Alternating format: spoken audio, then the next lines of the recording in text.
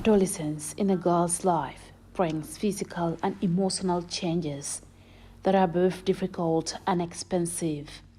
One of those biological changes include menstruation, a healthy and natural phenomenon clouded with stigma and detrimental concepts, engendered from social and cultural beliefs. Patriarchal dominance in most African communities is taking a major toll on women, with discussions about menstruation categorized as taboo and labeled impure, amassing myth and fabrications around the subject. Efforts are being made by women's rights advocates to erase the usage of euphemisms and code words for period, getting women and girls to talk more about menstruation without feeling mortified. Fatimata Sane is the founder of Fatima's Power Drive, an organization established to fight period poverty, promote menstrual hygiene, and sexual reproductive health education. Fatimata believes myths around periods can lead to troubling misconceptions that might reinforce stigma around menstruation. When young people don't talk about their periods or don't hear people talking about their periods, the problem is they don't get to know what period is about. They just go with the flow. They don't know what to use when they're on their period. They don't know when to change their sanitary pads. They don't know how to dispose pads. They don't know proper period management. And this leads to them using unhygienic materials like rags.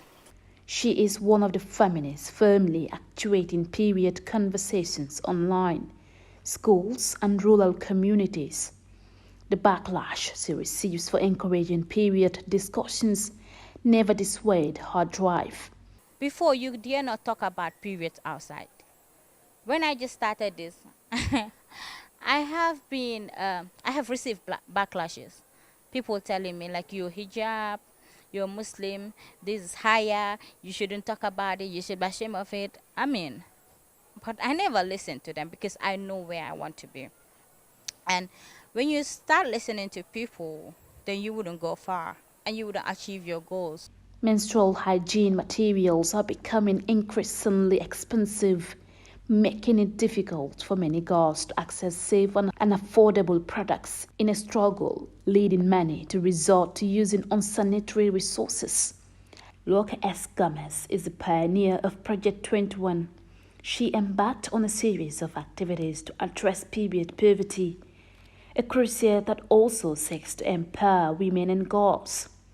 The whole inspiration for Project 21 comes with ensuring the next generation of girls understand the need to continue the fight that we've already started.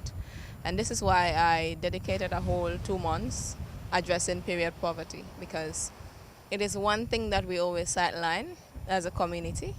And if every young girl understands the need to advocate for cheaper pads and more awareness on periods, then we will live in a more conducive environment and everyone would be at ease, understanding it's normal. Loka and her team are working hard to end period stigma and poverty through a collective approach including boys in the journey. Loka believes failure to involve boys in the fight to end period shaming strengthens menstrual stigmatization.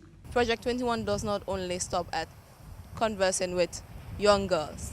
When you talk to the young women and then you don't talk to the young men, you're just doing 50% of the work. Because again, we have most of the perpetrators, most of those who are doing period shaming being men. Organizations such as the Girls' Agenda are also working to address menstrual hygiene and period poverty via an academy established to train girls to manage their menstruation. Efforts here are geared towards getting girls equipped with the requisite skills to make reusable parts to ease the burden they go through to obtain sanitary towels. According to statistics, 95% of menstruating girls miss school, with negative impacts on their academic performances. I engaged high school student Anasar and her friends Lydia, Mapinta, and Nene Kumba about period stigma in school. We are being stigmatized. Because of your period, you have to stay at home.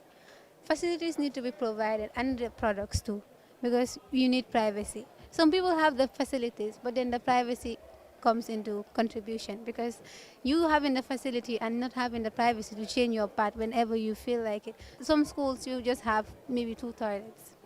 The toilet might be congested. Imagine I have to change my pad during break time and there are only 2 toilets. Everybody has to use the toilet during break time and I would feel rather uncomfortable. Young girls often grow up with limited knowledge about menstruation due to the absence of conversations about period at home and even at school. So I think girls should be really encouraged to talk about these things and to have the sanitary pads available to young girls out there. Not everybody can afford them, and I think it's really important that we talk to our girls to make sure that we shape their lives and they will be bold enough to talk about the things that trouble them. Like you walking up to your father and telling him, "Hey dad, I want you to buy me sanitary pad." It's not common in our society. The girls believe integrating topics in the school curriculum that widely highlight menstruation will curtail menstrual pressure and the constant shaming girls face in school. When you're in class and you're on your period, it's very hard for you to leave the class and say I want to go and change my pad, because the teacher will be like he will feel weird about it.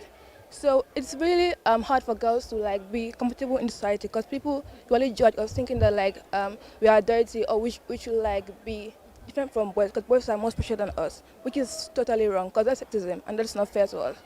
Despite being a normal biological cause, menstruation has become a very difficult experience for girls amid the pains they experience. I talked about period with my friends in school here. We normally have classes, science class, and teachers do talk about it. So after class, we do sit together and talk on things that the teacher didn't say. Advocates believe awareness on good menstrual management is vital, as poor menstrual hygiene can lead to major health complications.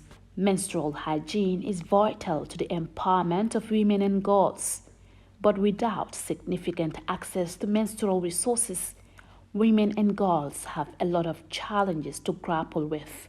The call for urgent action intensifies as advocates firmly push for the establishment of sophisticated facilities and accessibility to period products.